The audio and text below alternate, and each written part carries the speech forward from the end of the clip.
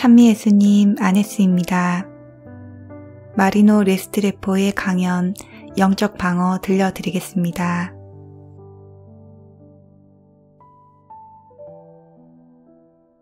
여러분은 각자의 업적에 따라 공정하시게 판단하시는 분을 아버지로 모시고 있으니 나그네 생활을 하고 지내는 동안은 늘 두려운 마음으로 지내십시오. 주님을 찬미합니다. 제가 오늘 나누고자 하는 내용들은 우리 신앙 안에서 자주 다루어지지는 않지만 교회의 역사를 오래전으로 거슬러 올라가 보면 그 시대의 신자들은 매우 복음과 가까운 삶을 살며 우리의 영적 세상에서 실제로 일어나고 있는 영적 전쟁에 어떻게 맞서야 하는지에 대한 많은 것들을 다루었음을 알 수 있습니다. 그러나 오늘날에 와서는 영적인 것에 대한 이야기가 크리스찬 사상 안에서도 시대에 뒤떨어진 취급을 받고 있는 것이 현실입니다. 세상은 성과 같은 것에 대해서는 너무 과다하게 이야기하는 반면 영적인 것에 대한 이야기는 거의 하지 않는 극단으로 향하고 있습니다. 제가 오늘 영적인 것에 대한 이야기를 하는 목적은 어두움에 힘을 실기 위한 것이 아니라 우리가 직면한 현실에 대한 묵상을 하기 위한 것입니다. 우리의 지상의 삶을 면밀히 살펴보면 하느님께서 계획이 있으시고 우리를 준비시키고 계심을 발견할 수 있을 것입니다. 우리가 초등학교에 들어가면 나중에 더 큰 교육을 받을 수 있는 준비를 하기 위해 기초가 되는 많은 것들을 배우는 것과 같이 영적으로도 하느님께서 우리의 삶을 통해 인간으로서의 작은 훈련들을 시키십니다. 우리가 대학에 들어가게 되었을 때 때때로 초등학교 때 배웠던 많은 것들이 쓸모가 없다고 생각하지만 사실은 더 큰 것들을 배우기 위해 우리를 훈련시키고 준비시켰고 그것들이 기초가 되어야 큰 것들을 배울 수가 있는 것입니다.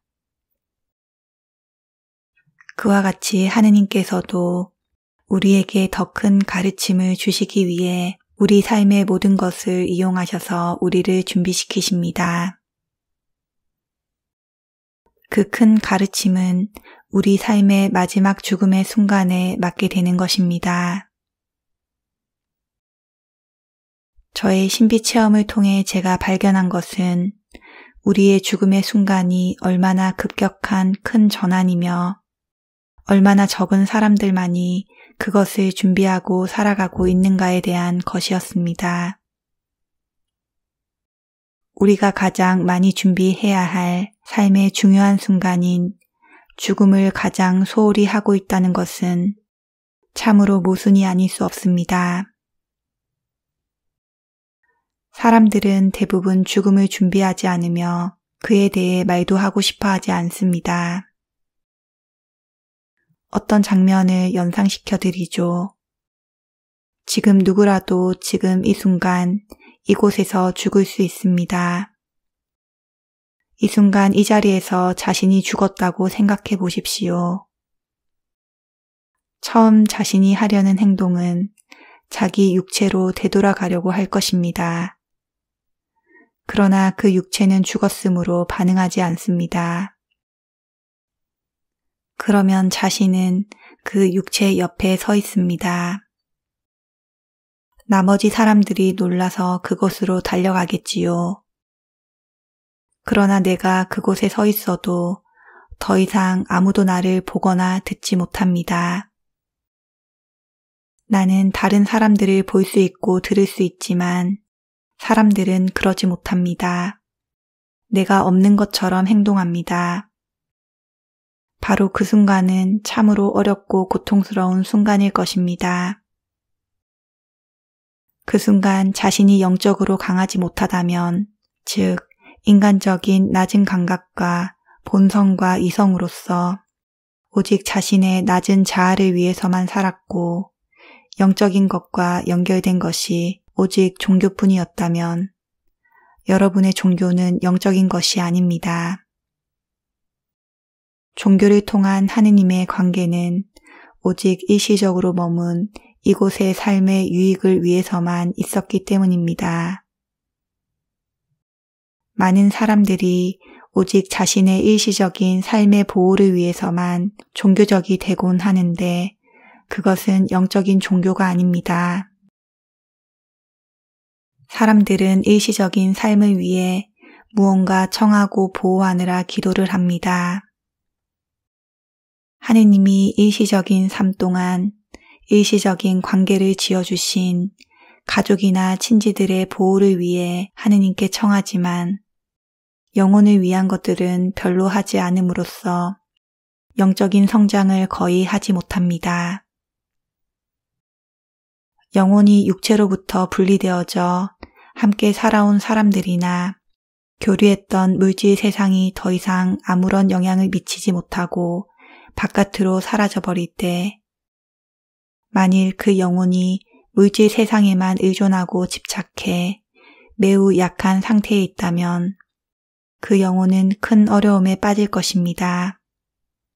아주 큰 어려움입니다. 오늘날의 세상을 머릿속에 그려보신다면 얼마나 많은 영혼들이 어려움에 빠질지 상상이 가실 것입니다. 실로 많은 영혼들이 이 깊은 어려움에 빠집니다. 저는 지금 구원받지 못한 잃어버린 영혼이 아닌 구원받은 영혼에 대해 말하고 있는 것입니다. 구원받지 못한 영혼은 심판을 받으면 지옥으로 사라집니다. 영혼이 사라집니다. 아무도 그곳에서 나오지 못합니다. 저는 지금 구원은 받았으나 매우 약한 영혼에 대해 말하고 있는 것입니다. 요한묵시록 12장을 보면 은총에서 벗어난 영, 사탄들이 지상으로 떨어졌다고 하였습니다.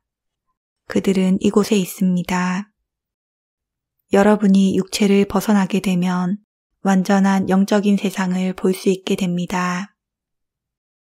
영적인 세상 안에 있게 되는 것입니다. 그때 처음으로 보게 되는 것은 영적 세계의 가장 낮은 단계입니다. 그 낮은 영적 단계가 어디냐면 바로 이곳입니다. 우리가 육체를 벗어버리게 되면 바로 그 은총에서 떨어진 영, 사탄 가운데 있게 될 것입니다. 여러분이 육체로부터 나왔을 때 여러분은 빛의 힘으로 이 낮은 단계로부터 벗어나 비단으로 향해 가야 합니다. 여러분이 가지고 있는 사랑을 가지고 그 사랑만큼 멀리 향해 가야 합니다. 사랑이 빛이기 때문입니다. 빛은 하느님입니다. 사랑은 하느님입니다. 그러므로 여러분에게 채워진 하느님의 사랑을 가지고 완전히 충만한 하느님 안으로 향해 가게 될 것입니다. 어떤 사람은 아주 멀리 빛을 향해 갑니다. 또 어떤 사람은 어느 정도까지만 갑니다. 하느님의 사랑 없이 살던 사람들도 마지막 순간에 하느님의 자비로 구원되었다면 육체를 떠났을 때 결국 비단에 있게 됩니다. 하느님의 완전한 비단으로 갈 수 없지만 구원되었기 때문입니다. 그러나 그들은 낮은 단계의 영적 세상을 벗어날 수 없으므로 그 안에 있게 됩니다. 바로 이곳입니다. 그들은 바로 이곳에 있습니다. 가장 낮은 단계의 연옥입니다. 그러한 큰 어려움 안에 있게 되는 영혼이 처음으로 겪는 가장 고통스러운 상태는 인류를 거슬러 행하는 영을 보는 것이며 지상의 삶에서 자신이 했어야 할 사랑을 했더라면 인류에게 힘을 실어주어 사탄의 지배하에 있는 사람들을 보호할 수 있었음을 보는 것입니다. 그 사람들은 사랑과 빛의 결핍으로 인해 그러한 것이며 여러분이 그들에게 사랑의 빛을 주어야 하기 때문입니다. 우리 한 사람 한 사람은 보호해주고 책임져야 할 영혼들이 주어진 사람들입니다. 우리에게는 보물이 주어졌으며 악과 맞설 수 있는 무기를 가지고 있기 때문입니다. 성 바오로는 우리를 보물을 담은 질그릇이라고 불렀습니다. 우리 안에 빛 자체이시며 희망이신 성령이 있기 때문입니다. 우리가 하느님과 함께 어떤 능력이 있는지를 알고 있는 우리는 모든 사람들에게 잠시 스쳐 지나가는 다시는 보지 않을 사람들에게까지도 빛을 줄 수 있습니다. 여러분은 길을 지나가다가 매우 빠르게 스쳐 지나가는 사람임에도 우리에게 희망의 느낌을 주는 것을 느낄 때가 있을 것입니다. 그저 작은 미소라든지 기쁨의 얼굴, 그런 것들로 순간적으로 빛과 희망과 기쁨을 던져줍니다. 그것이 우리가 해야 하는 일이고 그것을 위해 우리가 선택되어져 이곳에 있는 것입니다. 우리는 세상의 빛으로 선택되어진 것입니다. 우리는 희망을 잃고 슬픔에 잠겨있는 사람들에게 희망과 기쁨과 위로의 참된 삶을 살도록 선택되어졌기 때문입니다. 그들은 하느님이 없는 죄의 삶을 살고 있기 때문에 그렇습니다. 영적 방어는 우리의 의무를 지키는 것을 말합니다. 우리는 빛과 희망과 기쁨과 진리의 군사이므로 사탄은 우리가 누구인지를 알고 있으며 우리로부터 그것들을 앗아가려 합니다. 그러나 사탄은 우리가 그들을 물리칠 수 있는 모든 것을 가지고 있다는 것을 잘 알고 있습니다. 우리가 하느님에 대한 믿음을 지킨다면 우리는 많은 비단에 머물게 되어 우리가 존재하는 것만으로도 사탄을 눈멀게 할 수 있습니다. 우리가 해야 할 일을 함으로써 그들을 달아나게 할 수 있습니다. 여러분 주위에 하느님 안에 머물지 않고 죄에 갇혀 있는 사람이 있다면 여러분이 그 주위에 있음으로써 그 죄의 사슬을 느슨하게 할 수 있습니다. 여러분이 주변에 있음으로써 그 사람이 영혼 안에서 자신에 대해 생각하고 묵상할 수 있는 기회를 주기 때문입니다. 여러분이 오래 함께 머물수록 죄의 사슬은 더 느슨해집니다. 그럴 때 여러분은 조건 없이 영적인 전쟁 안에 있게 되기 때문입니다. 여러분이 무슨 말을 하거나 행동하였기 때문이 아니라 하느님의 비단에 여러분이 있었기 때문입니다. 그것으로 충분합니다. 어떤 사람들이 손을 뻗어 기도하며 다른 사람들을 치유하는 것을 볼 때가 있습니다. 치유에는 두 가지 방법이 있습니다. 예수님께서 제자들을 처음 파견하셨을 때 제자들은 예수님의 이름으로 많은 일을 하고 돌아왔습니다. 가룟 유다도 그 가운데 있었습니다. 가룟 유다도 예수님의 이름으로 병자를 치유하고 악령을 쫓아냈습니다. 그러나 그는 배반자였고 사랑이 없는 죄에 떨어진 사제였습니다. 그러나 그는 사제로서 도유를 받았고 하느님은 신실하시기 때문에 하느님께서 그에게도 성령의 은사를 주시고 다른 제자들과 같은 일들을 할 수 있도록 하신 것입니다. 그처럼 믿음이 없는 사제도 우리의 죄를 사하여 주고 다른 사제들이 하는 모든 것을 할 수 있습니다. 그 사제는 하느님께서 그의 삶의 마지막에 그 사제와의 관계를 정산하실 것입니다. 그러나 그 사제는 이 기양살이 삶을 사는 동안 그 성령의 은사를 계속 가지고 있습니다. 그러므로 우리는 성서의 다음 대목을 주목할 필요가 있습니다. 삶의 마지막에 사람들은 주님께 자신이 예수님의 이름으로 이것저것을 했다고 말하지만 주님께서는 악을 일삼는 자들을 알지 못한다고 말씀하십니다. 우리는 많은 사람들이 예수님의 이름으로 많은 놀라운 일을 하는 것을 봅니다. 그러나 그것이 그 사람이 하느님에 속한다는 의미는 아닙니다. 하느님은 신실하십니다. 그러나 그것이 그 일들을 행하는 사람들이 신실하다는 의미는 아닙니다. 여러분이 믿음을 가진다고 할 때 그것이 영적인 어떤 드러냄을 말하는 것만은 아닙니다. 그것은 겸손하고 단순하게 본인조차도 자신이 영적임을 알지 못하는 것을 말합니다. 그러나 그것은 참된 영적인 것입니다. 영적이 되는 것은 겸손함을 말합니다. 영적이라는 것은 아무것도 아닌 영적인 가난함을 말합니다. 그리고 순종을 이해하는 것입니다.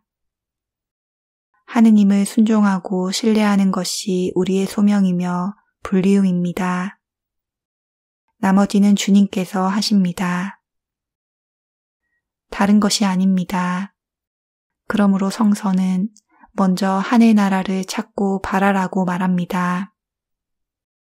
그것이 여러분이 해야 할 일입니다. 그러면 다른 모든 것은 덤으로 받습니다.